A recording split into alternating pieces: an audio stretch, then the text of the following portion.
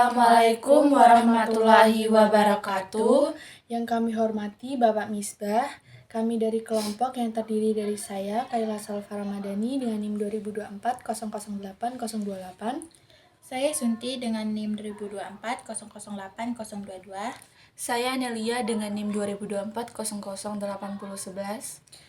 Kami akan mempresentasikan laporan kami yang berjudul Analisis Kasus Hukum Gugatan Hak Cipta Lagu Nuansa Bening terhadap Vidi Aldiano. Lagu Nuansa Bening dibawakan oleh Vidi Aldiano sejak tahun 2008 dan dikenal luas oleh masyarakat. Namun, lagu ini ternyata digunakan tanpa izin resmi dari penciptanya, yaitu Kinan Nasution dan Rudi Pekerti. Pada tahun 2024, kedua pencipta menggugat Vidi Aldiano ke Pengadilan Niaga Jakarta Pusat dan menuntut ganti rugi sebesar 24,5 miliar. Kasus ini menjadi penting karena menyangkut pelanggaran hak cipta yang juga erat kaitannya dengan aspek hukum bisnis.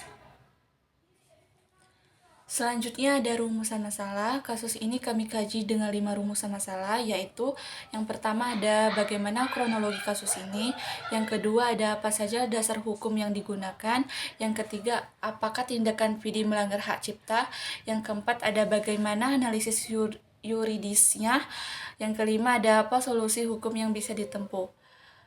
Selanjutnya ada tujuan dan metode. Tujuan kami adalah yang pertama ada menganalisis kronologi dan aspek hukum gugatan, menyajikan solusi hukum berdasarkan Undang-Undang Nomor 28 Tahun 2014. Metodenya adalah yuridis normatif, yaitu menelaah peraturan, putusan pengadilan, dan sumber berita hukum terpercaya. Selanjutnya itu adalah hak cipta menurut undang-undang, yang dimana hak cipta adalah hak eksklusif pencipta untuk mengumumkan atau memperbanyak ciptaannya. Terdapat dua hak utama, yang pertama hak moral seperti mencantumkan nama pencipta, yang kedua hak ekonomi seperti menerima royalti.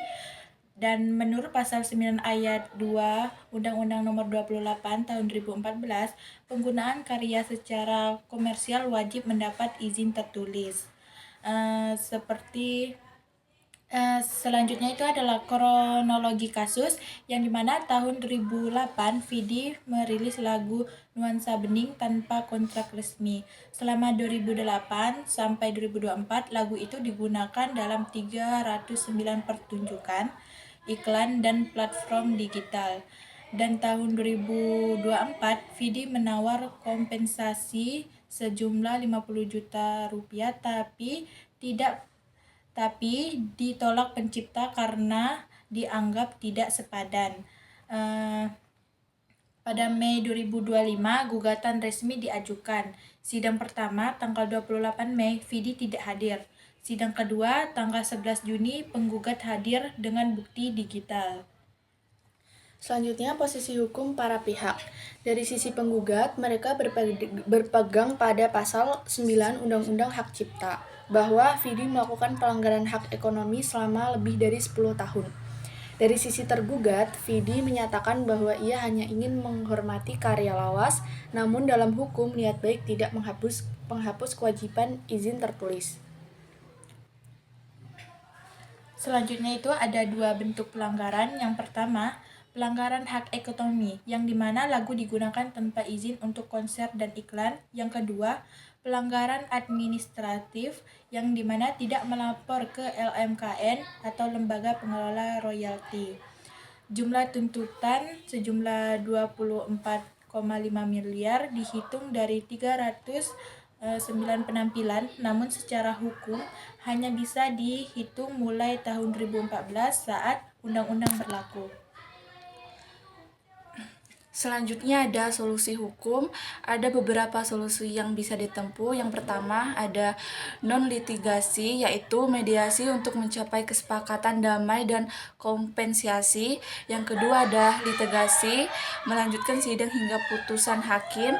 Yang terakhir ada peran LMKN, yaitu ke depan penggunaan lagu seharusnya dikoordinasikan lewat LMKN agar tidak terjadi pelanggaran.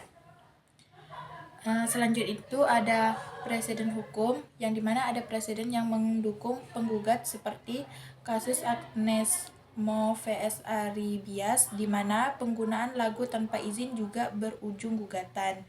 Putusan MA tahun 2017 yang menekankan pentingnya izin tertulis atas karya musik. Ini memperkuat bahwa tindakan Vidi bisa dianggap sebagai pelanggaran hukum. Kami menyimpulkan bahwa penggunaan lagu Nuansa Bening oleh Vidi Aldiano tanpa izin tertulis adalah pelanggaran hak cipta. Tanggung jawab hukum dan etika profesi melekat pada pengguna karya. Penyelesaian bisa dilakukan lewat mediasi ataupun proses hukum.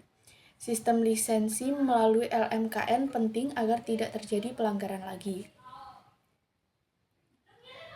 Selanjutnya ada akibat hukum. Bagi Vidi Aldiano, risiko membayar ganti rugi dan penurunan reputasi profesional. Bagi pencipta lagu, kasus ini memberi kekuatan untuk menuntut hak ekonomi yang sah. Bagi industri musik, harus lebih profesional dan taat hukum dalam menggunakan karya orang lain. Demikian presentasi dari kelompok kami, semoga bisa menambah wawasan tentang pentingnya perlindungan hak cipta dalam dunia bisnis dan hiburan. Terima kasih atas perhatian Bapak. Wassalamualaikum warahmatullahi wabarakatuh.